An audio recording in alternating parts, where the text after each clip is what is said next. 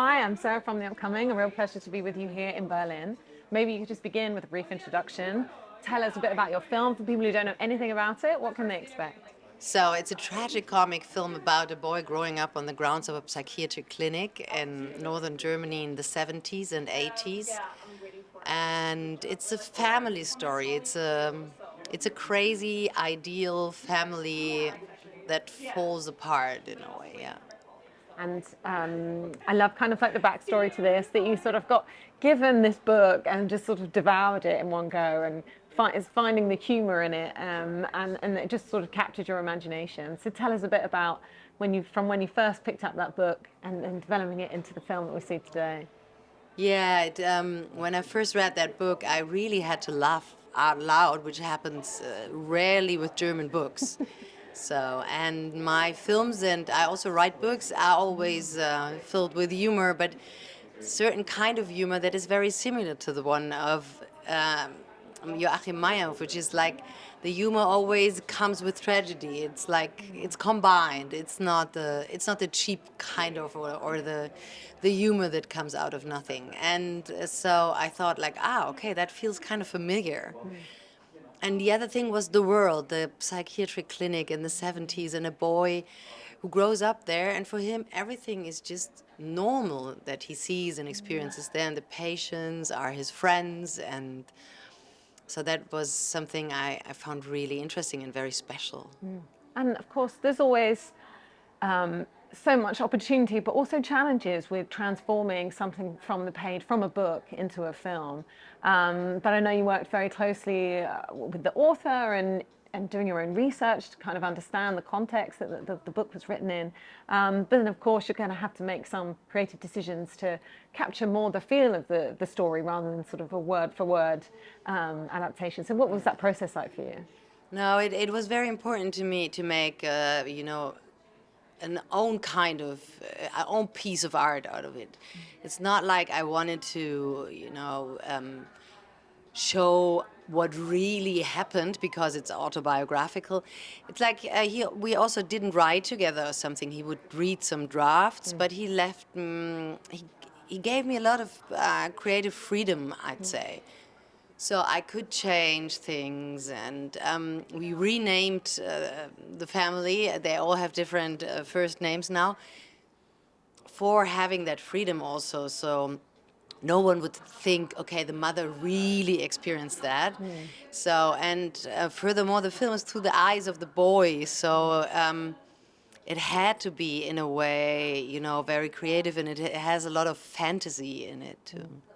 And tell us about this wonderful cast you've managed to put together. But and of course, that must have posed some challenges, having to go through different time periods and how you're going to, find different actors that would have some continuity, or then with hair and makeup, for the parents. So how did you navigate all that, and how did you find this wonderful, wonderful cast? Yeah, that was a very, very long process. So, because it's 3 decades. So Joachim, the main character, in the beginning is 7, then he's 15, and then he's in the beginning of his 20s. So we had to find 3 Joachims, and then twice the brother, and twice the other brother. Um, and what I gave up very quickly was that they have to look alike very much. It's more the charisma what they need to have in common. And yeah, luckily it works really well. And you don't even care about eye colors or something. It's interesting. And then there is the parents, of course, that we made them younger in the beginning, and as they are in the middle and older in the end. They do a lot with hair. The most you do with hair. It's interesting. And then we have the casting of the people with disabilities. So these are real people with disabilities playing the roles. And yeah, that was a long process too. We went into institutions where they work with them, and in theater groups where people with disabilities act, and did a long casting. And but it was lovely. It was so fun, and this is what I love about filmmaking. I get to know different people and worlds. And what can you tell us about the look and feel of the film? What was your approach in that sense? And do you take influence from other filmmakers? Is it something that just comes from yourself and you think it's just going to fit the story well? Like, where do you start and what's your approach? So I had like two major goals. One was I didn't want it to look too German. This is always my major goal. Because if it looks too German, it doesn't look good. And the other one was like there's a lot of cliche, especially for the 70s, but also for the 80s, and I wanted to find an own look for that. So I had a great team of art direction and costumes, and I tried to avoid to, for example, that they all have the same kind of trumpet trousers, and everything is brown. Even orange is there's no single object that is orange in the 70s in this film. So and yeah, try to find an own look. Also thinking about the fact that in the 70s people would still have stuff from the 60s. So normally when you show the 70s, it's like as if they would have bought everything just right now. People don't do that. No. So, and we worked a lot that it looks, yeah, it's we to create an own world. Also the clinic grounds. And going on the journey of making this film, what do you think springs to mind when you think what were the biggest challenges in terms of broad challenges or particular scenes or moments? And on the flip side, what were some of the highlights? I think like what I was the most scared of is doing it wrong how I show the psychiatric clinic. So that is really difficult. Also working with extras here and so on, it can so easily be strange or wrong or cheesy or whatever. So I researched a lot before, also for the feeling. How do the people in a psychiatric clinic move? How do they walk around? And yeah, observe. For example, I observed that a lot of people just do nothing. That you don't exaggerate. And also a big challenge was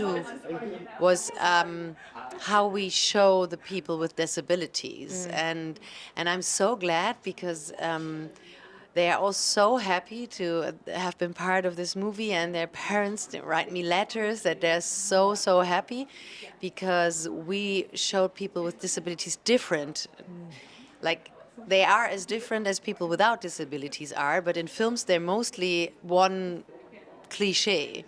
So these were the biggest challenges, I think. But also the 3 decades and children and sailing boats and a dog that dives. And so there were a lot of challenges, I would say. And in terms of the themes that you think emerge from the story, definitely ideas of family, and that no family is perfect, but and how you can still find love for each other even when you're not getting on. And also this idea of normality. I mean, what is normal? Is we're all we're all normal, we're all abnormal. So kind of getting rid of that idea, and then perhaps you'll see everyone as equals, whether they're in a psychiatric ward or they're not. Yeah, that was one of the core topics for me, and I think I really like that question, and that in the film we show there is no one who's normal. Normalcy doesn't kind of exist. I think there is no normal people, and it's not that the patients are much less are less normal than this family. So. This is what also the father says once when the mother wants to invite some acquaintances to his birthday instead of the patients, and she says like the Henkels and the Ekmans, you can imagine them being in the golf club or whatever, and then the father says like as if the Henkels were normal, you know. So this is something, yeah, a core topic for me, but also yeah, family is like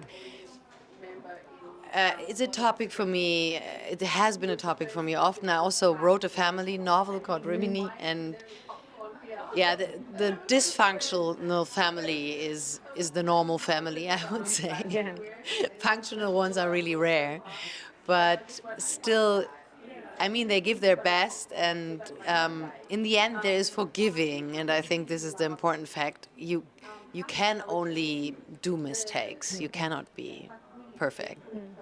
And what does it mean to you to be part of the Berlin Film Festival? And must feel different being a German filmmaker, you know. But also, how do you see this festival? Does feel really special in the film festival calendar. Like the audience here, so discerning, so diverse. You know, real cinephiles, if you like. So it must feel really special to be a part of it. Yeah, it's beautiful. It's the third time that I'm here, but it's of course very different when you live here. Yeah. And I have the release of my film in Germany today, so I was super busy all the time. So I didn't see a single other film yet. But still, I was like running around 12 hours a day. So that's a bit of a pity. It's normally always when you have the best accreditation is when you have your film running, and that means you have no time to watch other movies. Yeah, and but I hope tomorrow You have I time. have some time to watch something. Yeah. And how do you see the cinema landscape here in Germany, but also more broadly in terms of opportunities for different types of filmmakers, particularly female filmmakers? Do you see that we've kind of got more parity now and there's not that much distinction, or do you still feel like women have to fight a harder battle to get their films made? I think it's gotten much better. I mean, in Germany, we also have this initiative, Pro Quote, and I think they did a good job. What I heard now is that you have a lot of young female directors, but like that you have like from 40 it goes like this.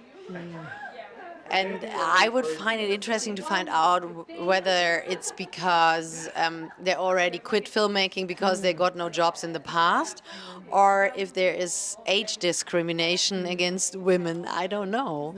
I would like to know that, because over 50 you have like that much of female filmmakers. I don't feel like having to fight a lot as a woman, though. I mean, there is situations you think like, okay, you wouldn't have said that if I was a man, but yeah, you learn to deal with that. And finally, do you already know what you'll be working on next? Have you got something in the works, or are you taking a break after this? Yeah, I'm writing on my next novel, and I have some project ideas for series, and yeah, I have to decide now. It's always difficult how to continue. This is my biggest film I did so far. I did it with Warner. It had a pretty good budget for Germany, and yeah, now it's very like, what do I do next? There's many options, but you could also do a mistake. I don't know.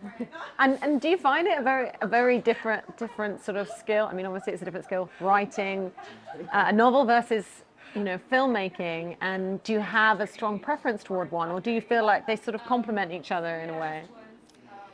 I mean, in the writing, I prefer writing literature than scripts, because it's you can play with the language and you can describe just atmospheres and thoughts, and you can jump in times. You can write down sentences that would cost 3 millions if you film them. You know, you're totally free. So so writing a novel is nicer, but of course, at a certain point, after writing a lot, it's pretty lonely. Yeah. So I also like to be with people sometimes. So after I've written a novel and then the script for this film, then finally working with people was kind of nice, because for several years I was just alone with my laptop. And I also love, you know, to see it getting alive when the actors play it, and to have you know like all the furniture and finding the locations and all that stuff, the creative stuff. But I mean, it's also kind of exhausting. I guess when I'm 70 or 80, writing is the better option. Well, you've got the best of both worlds. So you Yeah. can do whatever that suits you at a given moment. So that's great. Well, thank you so much for Thank sharing all you that with so us, much. and really enjoy presenting your film here in Berlin and with your future projects. Thanks a lot. Thank you.